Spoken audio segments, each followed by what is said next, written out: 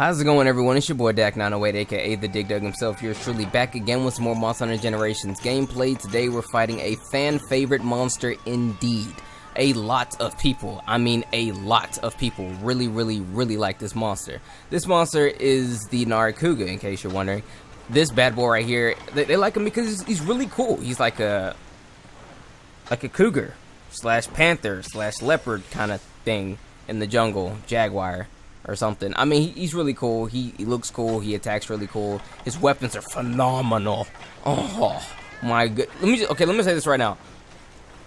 Get everything from this monster. Everything. Get his armor. His armor's great. Evasion is a good thing.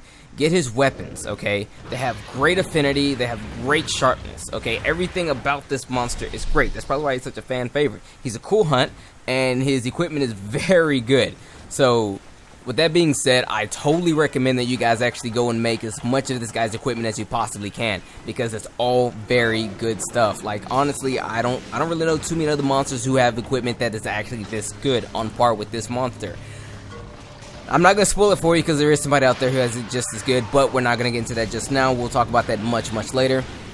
Regardless, this is the Nargacuga. Now, the Nargacuga's number one main weakness, because let's get back on topic here now. Come on, for real. His number one weakness, thunder. That's right. It is thunder. So come here with some thunder. Now, if you guys have been paying attention, I always recommend you guys some weapons that you should totally pick up because they're very good, especially early on in the game. You should probably have you some thunder by now. I've been kind of preaching that you guys should really go and get you some Kezu weapons. Now, in my Raytheon video, I had the Kezu gun lance. The Kezu gun lance used to be a very good weapon. It used to have lots of thunder. They actually nerfed it a bit, and it doesn't have as much as it used to have. The greatsword, however, is still pretty good when it comes to the thunder. So if you are also a fan of the Kezu weapons and you're feeling my plight, hit some buttons. I know what it feels like. Press some buttons. I don't hit the buttons. It's whatever. Anyway, bring you some Kezu or bring you some thunder, however in which you may have it. If you have the Astalos for whatever reason, totally go ahead and run the Astalos and fight the guy with your thunder equipment. Now, like I said, his armor before is amazing. Okay, guys, it is good. All right, his armor is good. It has been the evasion set armor since the beginning. All right, like if you want evasion and not a weird mix set, but all you really care about is evasion, maybe use some critical eye depending if you want to use this deviant or not. Run this guy. Okay, honestly, just do it. I mean, his armor is good. The defense may not be the greatest defense in the world, but it's totally a great piece of armor. And the whole armor set looks really nice. I mean, it's visually appealing, much like how I've been running the Mephisto armor since I actually picked it up.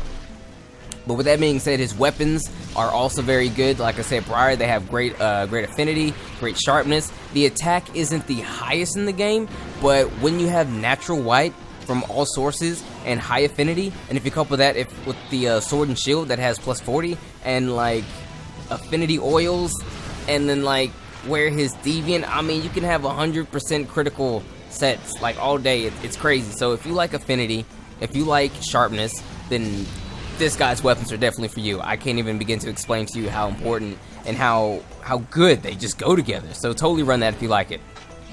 Now, this monster is a bit interesting in terms of the way in which it fights. There's no other monster like it right now in this game. There used to be the Barioth, which was a very cool monster that they actually had when Monster Hunter Tri. Monster Hunter Tri was when the Barioth first came on the scene, but it was definitely molded directly after the Nargacuga, which was the flagship monster from Monster Hunter 2. Or was it Free to Be Night?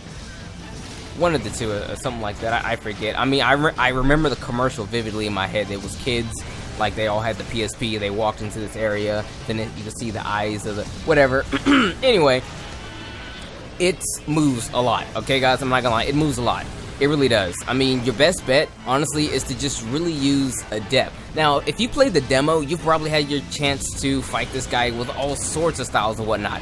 So if you have played the demo and you're, I guess, versed in this monster, because this is one of the monsters that was on the demo, and honestly, the absolutely most played monster within the demo, then you should totally know what you're doing when it comes to fighting this guy, and you pretty much know what he's all about.